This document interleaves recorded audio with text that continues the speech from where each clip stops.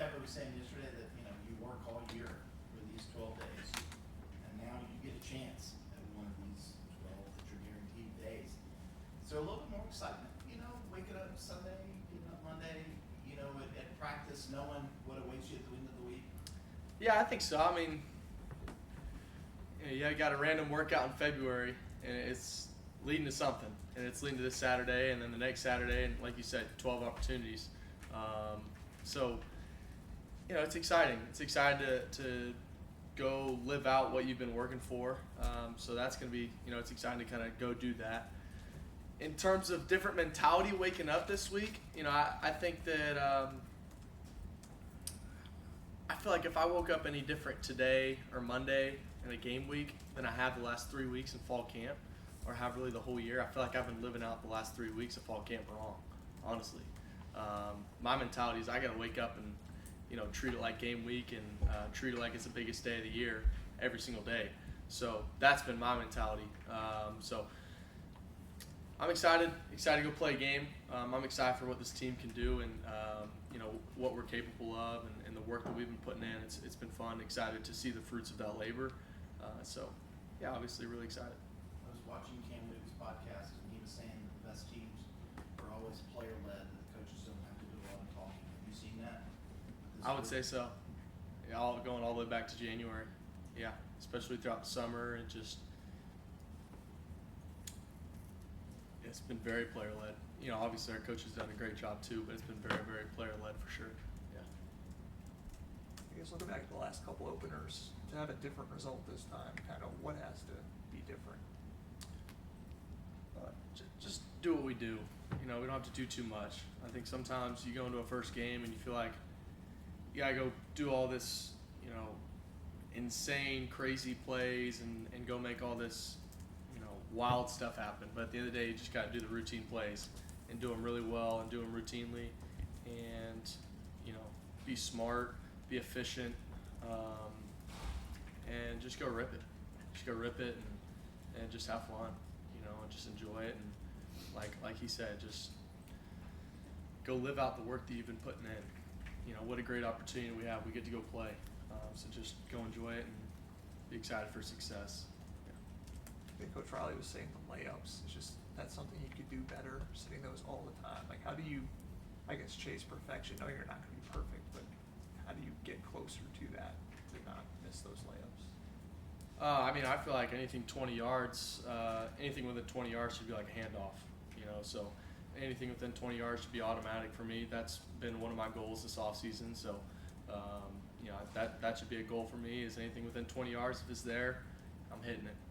Anything past that, I should hit it too. So that's for sure. I just making the routine plays routinely. It's kind of what Coach always says. So I feel like I've done a pretty good job of that, and hopefully go do that this season at a very efficient rate. What challenges have you seen from this LSU defense so far through you guys' film study? Yeah, man, they're explosive. They've got a great veteran core, especially in the linebacker room. With Weeks and Perkins, and Weeks again. So they got guys that played a lot of ball, and they're smart, they're physical, they're relentless. They're hauling ass, to go get the ball every single play, and they love the game, and they're smart, and you can see it in the way that they play. They're very well coached. They're not making a lot of middle errors. They're in the right spot and in the right places at all times. So, we got to be really efficient on first and second down. Stay in front of the chains. So, yeah, they're a great defense and have a lot of guys coming back, and will definitely be a fun challenge for us. Have you met Garrett Nussmeier? Absolutely, yeah. When? 4 or 5 times over the years. Just going to camps growing up, Manning passing academy the last 2 years. So, do you admire him, respect him as another guy who kind of stuck around at his school? Absolutely. Wow.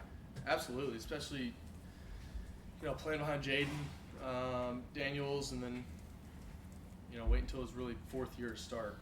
That's got a ton of respect for that, and he's a heck of a player, and I love watching him last year. Just his anticipation on throws, the way he leads his guys.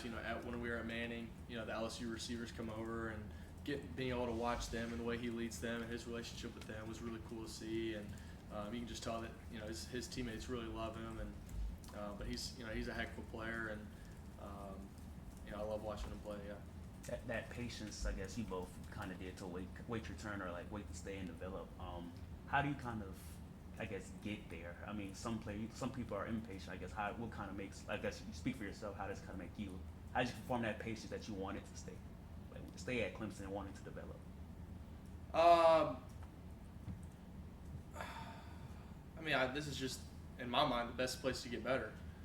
So I was in a scenario where I was playing early, and I knew that I needed to get better, and this was the place to do it. We had great people around me, an incredible coaching staff, a coaching staff that have put together great quarterbacks before me, great offenses around me. So this is a place I knew I needed to get better, and it's really simple as that. So you guys always talk about treating each opponent the same.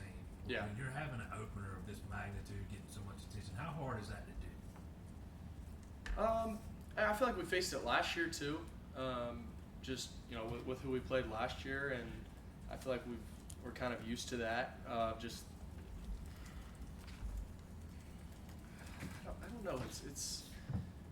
I think we kind of lived it out last year and saw how it went through, and it's another game, and it's a huge game, and but so is week 3.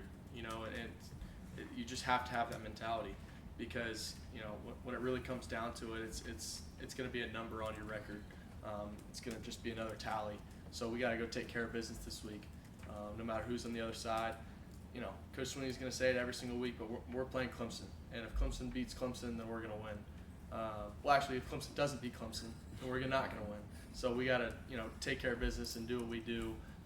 Take care of the ball, get takeaways, be efficient. No mental errors, and just do what we do.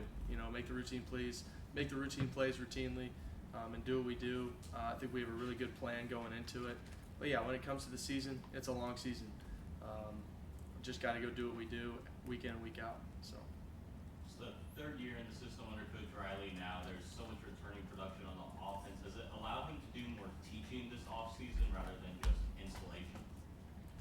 I think so, and just finding wrinkles too. Find more wrinkles in the game and more freedoms throughout the offense for us to just kind of have feel for the game, and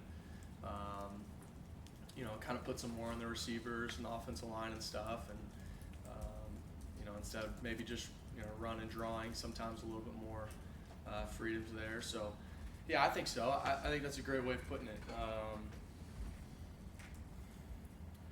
Not as much just installing all the time. We get to spring, and it's kind of like you look around, and all right, we don't have, we had one freshman receiver. We just kind of have who we have, and everybody kind of knows the plays already, and obviously we have week-to-week installs and stuff that we're going to install for certain teams, but we kind of know what to do, and it's like, all right, now we're just really perfecting doing what we do at a really, really high rate. So. I guess in the media, it's going to be framed as you versus Garrett Nussmeier. I mean, as a quarterback at all, do you look at it as like, I like to battle this guy, like he's going to take a shot and take mine at all, or you just don't think about it? I don't really think about it. I mean, I'm not in the field. I'm not in the field with him, so I'm not necessarily directly going against him. When you got an explosive arm and explosive talent like they have, you got to take advantage of every single drive.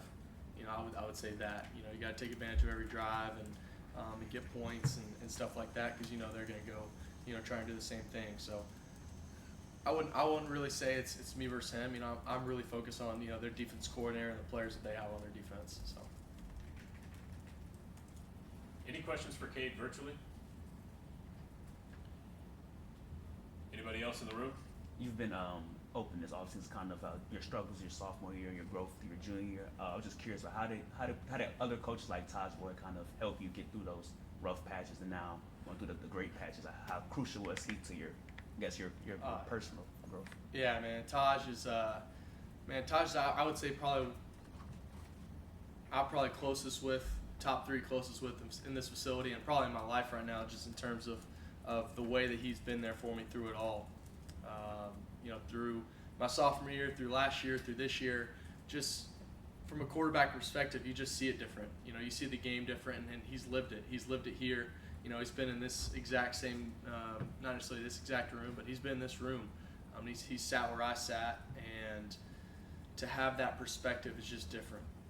It's a different perspective than Coach Riley brings and Coach Sweeney brings and maybe somebody else brings. So to have him just right there, just knowing what I'm going through and everything, it's awesome, and just honestly such a blessing to have him in the room with me every single day, post-practice, talking stuff through,